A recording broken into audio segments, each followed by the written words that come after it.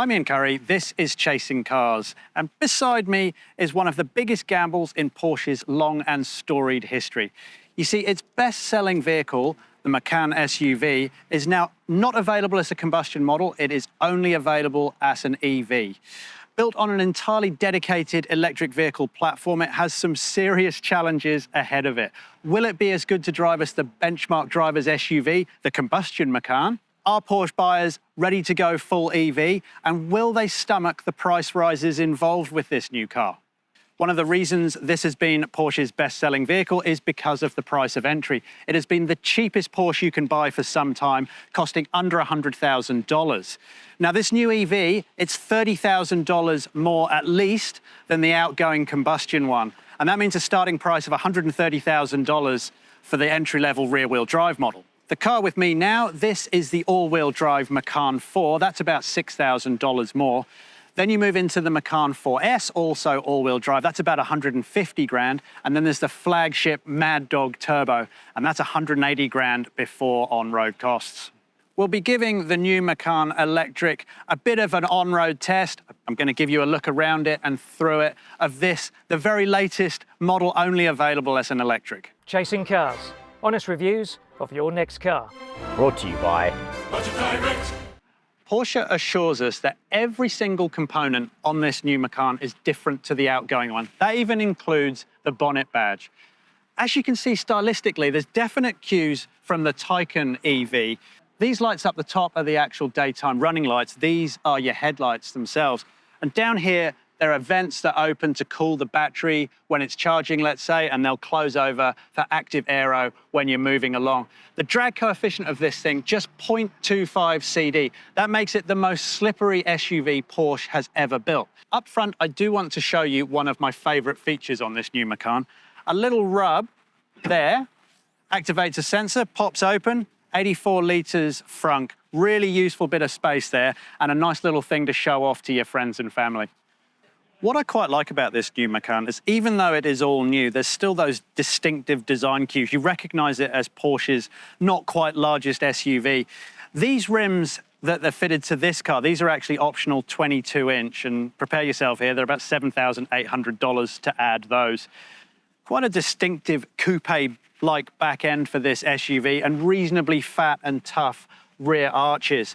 And then I do like this back end. The rear wing is actually hidden away from view here. That'll, of course, pop up as you build up a little bit of speed for some extra downforce. The lights are very distinctive Porsche styling cue. You'll see that on the 911, for instance. But otherwise, it's a pretty smooth, clean design. It's not fussy. It's not overly flash, which is exactly what I think Macan buyers are after. Now, the Macan isn't the SUV for outright space. You're going to use the larger Cayenne for that. But even so, you've got a reasonable usability in the back here. I also just want to point out that there is no rear wiper on this one. That is a no-cost option, and you can pop the boot just by pressing that. Or in this one, with no rear wiper, you just press this one. It reveals a space of 540 litres, which is currently being used up a little bit by the charge cable. I'd personally move that to the front. But what I do like is just the real easy fold down of those rear seats, no electric nonsense in this Macan 4. Porsche has not messed around when it comes to the electric brilliance of this in terms of the battery, which is 100 kilowatt hours, which is an absolute monster. And that does add about 400 kilograms extra weight over the outgoing Macan. What it does bring is exceptional range for this car. So the entry-level rear-wheel drive, that has 654-kilometer range. This one I'm in front of now, the 4, that has 624-kilometer range, which you have to say is probably going to be ample for practically every use. 800-volt charging architecture as well, and this thing will fast charge super fast from about 10 to 80% in 21 minutes, or in other words, about 4 minutes to add 100 kilometers range. Now, if I quickly tap this, hopefully that will open. This reveals the charging slots. So you have DC and AC charging this side and AC charging the other side, making it easier for whichever side you want to charge the car in your garage at home. I do like the fact that this thing is practically future-proof for the near future anyway, with a maximum 270 kilowatt charging speed. That means if you find an ultra-rapid charger, it's going to bring those super quick charging times. And if you think about it, if you're a Porsche buyer, a Porsche customer, you want the best of the best, and that's exactly what this Macan is bringing for now. One thing I have to be very careful of when showing you the inside of the new Macan is that Porsche does tend to put its press cars with a lot of additional kit. This vehicle in particular has over $40,000 worth of cost options included. But that doesn't mean you're going to get a terrible interior if you just go for the basic one. You still get a nice leathery interior in these Macans. They do spec them pretty well for Australia. Some of the kit that I can show you that's quite funky is the monitor in front of the passenger. Now, I'm still not sure about that. I think it's a bit of a frippery, because I've found every time someone has that in front of them, they still use the central infotainment screen. That itself is a 10.9-inch unit, nicely easy to navigate. I do think Porsche's done that pretty well. And also, you've got wireless Apple CarPlay, wireless Android Auto.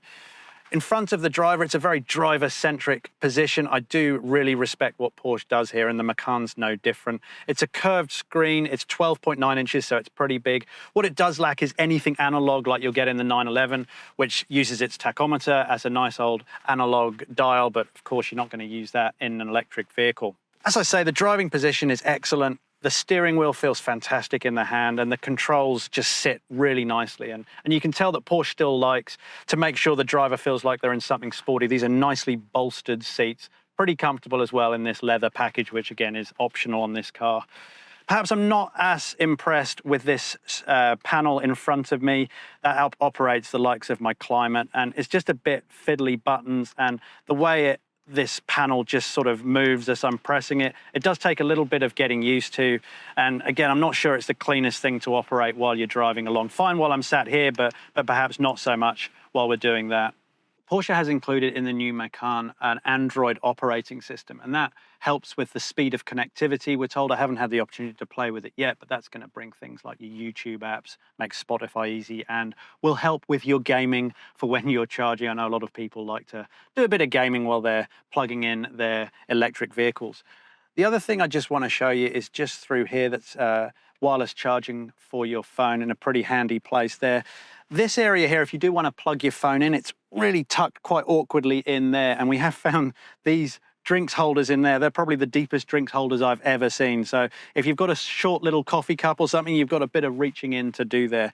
And yeah, just maybe the only material thing that I've noticed is the plastic in here is a bit hard and plasticky. So perhaps some Porsche owners will find that a little bit of a challenge, but I really am clutching at straws there to find anything too bad with this interior. If you're using a Macan as your family car, I think the little darlings are going to be pretty happy in the back of these things. It's not massive back here. The Macan, as I said before, was never renowned for being a terribly huge SUV, but it is very, very luxurious. My legroom is absolutely fine. My toe room's a tiny bit restricted, and if I'm honest, with the optional roof on this one, my headroom is a little bit restricted with that coupe back end, but again, I'm being particularly picky there. It's still a pretty nice place in which to travel. This armrest has a lovely leathery feel to it, as do the seats. You've got a couple of USB-C ports down here and some climate control also. Vents, of course, in the back to keep everyone nice and cool. But if I am going to pick at something for practicality, we see a lot of SUVs now with sliding rear seats. These things don't slide. They also don't recline either. Doesn't affect too much for the comfort, but it does rob you of a little bit of versatility. Anything with a Porsche badge must succeed as a driver's car. And despite this thing weighing so much extra, honestly, it really is a fulfilling, enjoyable, impressive, and let's be honest, incredibly fast, large SUV. It never ceases to amaze how they can set everything up so well. The chassis, the suspension, the steering. I love the steering on this thing. It's so direct for something that weighs 2.3 tons. It changes direction in a really neat, tidy fashion. Look, it's not enjoyable and involving like Porsche's proper sports cars. Of course it isn't, it can't be. But it is still deeply impressive. I can't think of a more involving and complete, yet still sensible and comfortable large SUV that comes anything close to these things. But I will separate the combustion version from this. I think as a separate entity, this Macan EV is incredibly impressive as a standalone vehicle, but different to the lighter combustion one. I'm still worried about how much more it is than the combustion vehicle. I think the cost of entry has gone up so much that it will ostracize some buyers that might have stretched to the combustion one. But Porsche's argument is you've got so much more technology. They're saying it's a better car in every area, and arguably they would say that. Is it? I'd say in many areas it is, but to me it also still feels distinctly Macan, but of course just with the electric flavour. And some people do want to move to EV, others won't, so it's going to be a test for them. But on the performance front, with 300 kilowatts and 650 newton meters, this Macan 4, it's so quick off the mark. It'll do 100 in very low 5 seconds. And what gets you, as soon as I put a stab on the throttle, the response is just so rapid. And I've driven this alongside the turbo model, and as we found on the track as well, the turbo's just so crazy. It just has so much torque. I mean, over 1100 newton meters of torque. It's what, 500 more than I'm getting in this vehicle, and this already feels like it has plenty. So I'm struggling to see who would buy the turbo model, but you could also say the same with the Taycan, and perhaps even every other Porsche. The entry-level ones are so complete, so talented, so clever that you really get such an enjoyable drive experience through those already. The more enjoyable all-over-round driving car is absolutely this 4, and who knows, when the rear-wheel drive version comes in, that might surpass this one as well. When we've gone through the city, again, the natural home of these things really, it's surprising how insulated, how cosseting and cozy the Macan EV is. It's a lovely accompaniment through the city, and that's when I really start believing Porsche when they say it's a better all-round car. It really is such a smooth, peaceful, quiet thing. It just suits that luxury large SUV remit very, very well. Helping with the control is a standard at Porsche's active suspension management. This 4 doesn't have the air suspension of the higher grades, but I'm not feeling it's necessary for this at all. But even running 22-inch wheels and tyres as we've got here, I've got no complaints.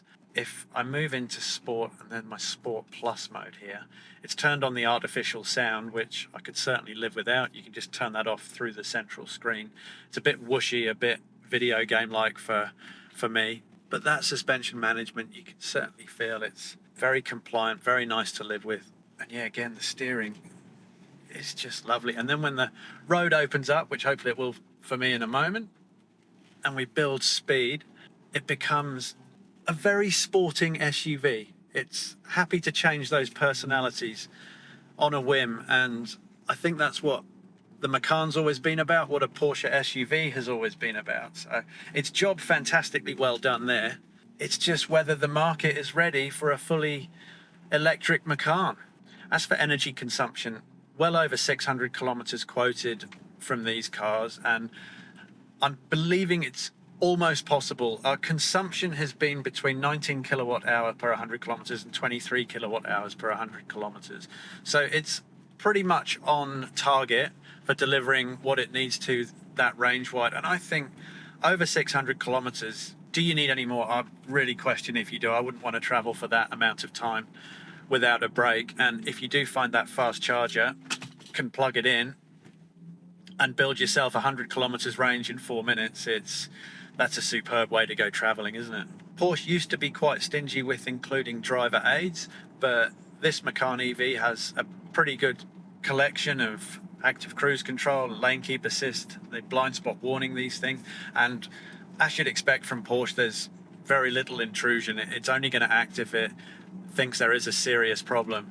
And another safety feature is the head-up display ahead of me, and it's absolutely huge. It's probably the biggest head-up display I've ever seen. Augmented reality as well is available, which I did find that did actually take over the screen so much it was almost a bit invasive, but otherwise it's got a very clever system. It's just showing me the guidelines along with my speed and my speed limit, showing me the guidelines of the corner, telling me to look out for the edge of the road if I get too close to it. But it's not spoiling the joy of the drive, which is a problem with other safety systems on other brands. But as you'd expect, Porsche doesn't want to dilute the drive experience. Why would you when it's this good? Service intervals, now they are well spaced out. It's 2 years and 30,000 kilometers, which is absolutely fantastic, really. That's a very rare visit to your Porsche dealer.